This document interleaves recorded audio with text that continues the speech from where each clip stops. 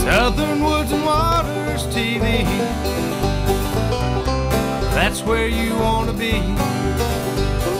Foggy mornings in the field, from the creek with rod and reel, doing what we love in Tennessee.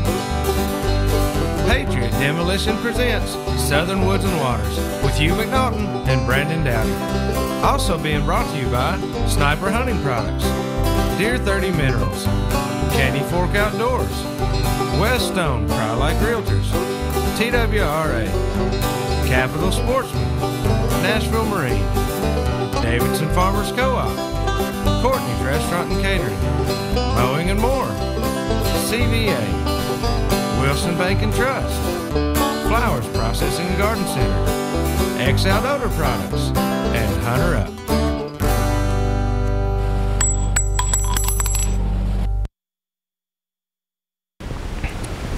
Welcome everyone. I'm Hugh McNaughton. And I'm Brandon Dowdy. And we are Southern Woods and Waters. That's right. Welcome to this Thursday night's edition of Southern Woods and Waters.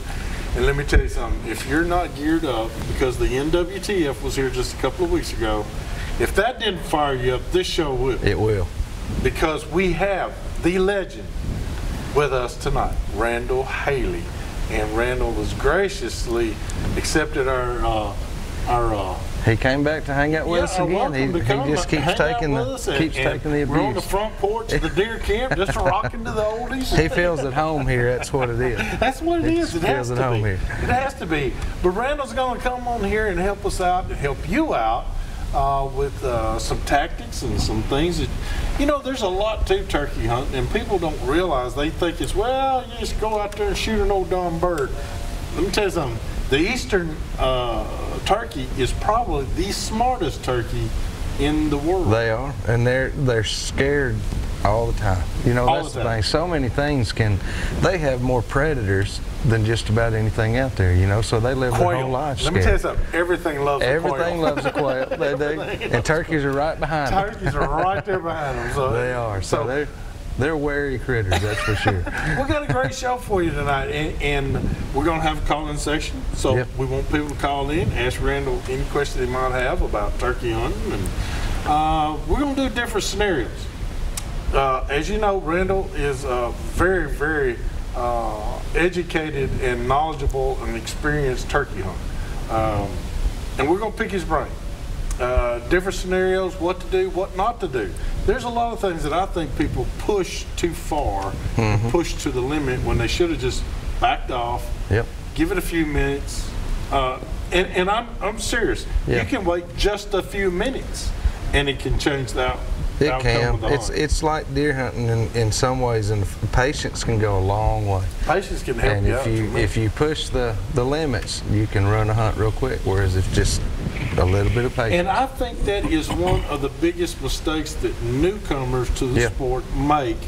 Is they think how easy it is. There's a gobbler, I'll go get him. Well, they watch that little 10-minute clip, you know, of somebody on there calling in a turkey, and the turkey comes running in, and he shoots it, and it, you know, and man, if it worked that way, we'd all have be it made then. Yeah, that's right.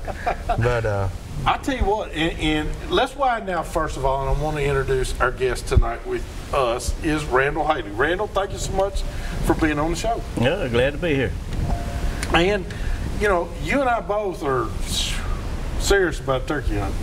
I mean, we're not like, now Brandon's deer, and we know that. I get serious about turkeys. I've shot a lot of turkeys. I just, you're ahead of Randall.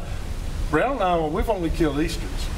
Yeah, I do have a Rio Grande, a couple of those under my belt, but no, I love to chase them. I mean, there's nothing like it. GMC. No, I didn't take it. No, we did get a deer in Texas on the way home with the RV one time. I knew that story. We were able to get a bonus deer. We'd actually, I think, shot about 12 that week and decided we wanted one more on the way home. That's right. Got one with the RV, but hadn't got a turkey with the Ford yet. So. Well, Randall, you and I both have concentrated our lives on the eastern turkey, and rightly so. I mean, it is one of the most wariest birds out there. It can frustrate you to no end. I've been on some of those when you go, why am I doing this? You know. Yeah, you was talking a while ago about when you first start hunting. And you know, you ain't got no patience, but you don't have any know-how. You don't have the knowledge either. Yeah. Yeah. And I can remember when I first started hunting, the first turkey that I ever heard gobble, I thought, how can anything that loud be scared of anything, you know? He's got to be big as a Tyrannosaurus Rex. He's jarring bark off of the trees. That's right. That's right. And but he don't play. He's just like any other wild animal. They live for the instant. He'll gobble, eat, and carry on. And as long as he don't see something that threatens him, he'll keep on doing that.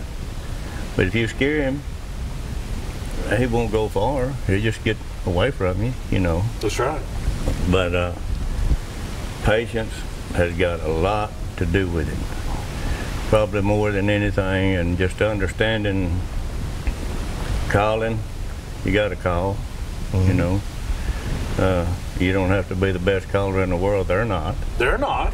The first thing that a baby turkey, before he even hatches, I used to raise them, and my wife could hear them in the incubator the night before they hatched out. Her ears are better than mine, you know. Well, that old hen, when she hears them babies go to peeping, she goes to talking to them. But it's not a pow, pow, pow, pow. It's a That's right. whisper. That's kind of their soothing call, isn't it? Well, that's just know, the like, way they talk. It's kind of saying it's okay. Everything's all right. Oh yeah. Well, if you're right there with them, I used to go out there and feed mine, and there was no real loud cutting unless the two of them got in a fight or something. It was always that whispering stuff. That little old, when one looks down and sees something, they go. You know, where if there's not one real close to it, there'll be some vocal there. You know. So the further apart they are, the louder they get. And them little sounds, if you'll concentrate on them a whole lot, scratching, walking, feathers fluffing, and they do that all the time. They'll, oh yeah. You know, all the time out in the woods. And being around them so much, I hear that stuff. I listen for that more than anything, and it just soothes me down when I hear that. I know there's a turkey somewhere. Close. Yeah, so why move? Yeah. Get in a hurry. You got all day. He ain't got a pool tournament to go to. You know? No, that's true. That's true. He just he's ready to go. But them little sounds that they hear, like their mama talking to them, she turns them over at least twice a day. Once she starts setting them, she goes and sets an egg. Like right now, what's about to go on.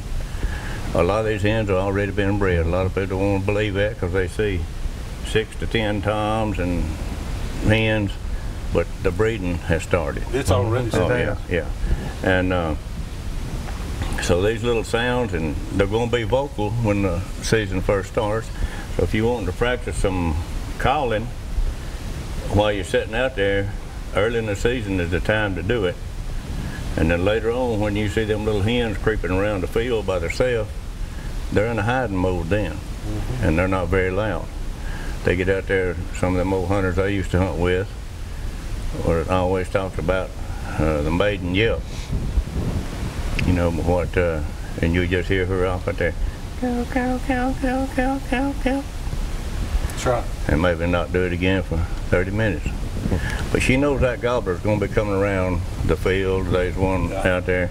And they're so trained to hearing each other. Their senses are so much keener than ours. They hear that little stuff. That little fella comes up. Hold on just a second. Hold on. We got to stop Randall for just a second, ladies and gentlemen. We're sorry. We're going to continue. We're going to go over and do this week's weekly wild game forecast. This week's weekly wild game forecast being brought to you by our good friends over at Wilson Bank and Trust. And you know, those guys have been doing it for a little over 30 years. Fine folks over they there. are, and I know several of those folks that are getting their turkey gear packed up and ready to go. That's right. Ready to get in the woods. So I want to thank them guys for doing that. And you know, Randall hit on it just a little bit, but those birds they're starting to get together. They're getting a little bit more vocal. The breeding has started. And it won't be long, just little over another week, and those kids will be after them. So I can't wait. So I can't either. And on the deer side, I still saw a 6-pointer today with his antlers. Yep. So there's a still few got of them antlers. still running around with those antlers on. And to give you a good little fishing report, we just heard from Mark Travis, our good friend at the Fishing's Percy Priest. Earlier in the week was really good fishing. Mm-hmm. The crappie were up biting, they were hungry, and today it was not null, but near it. It was way down, but he says Saturday it ought to pick back up. So that's what Todd wants to hear. That's what Todd Cohn wants to hear, isn't it? We look forward to getting him out there this weekend. Well, we're going to get over and take a break. We'll be back in just a few more minutes with some more of Mr. Randall Haley here on Southern Woods and Waters.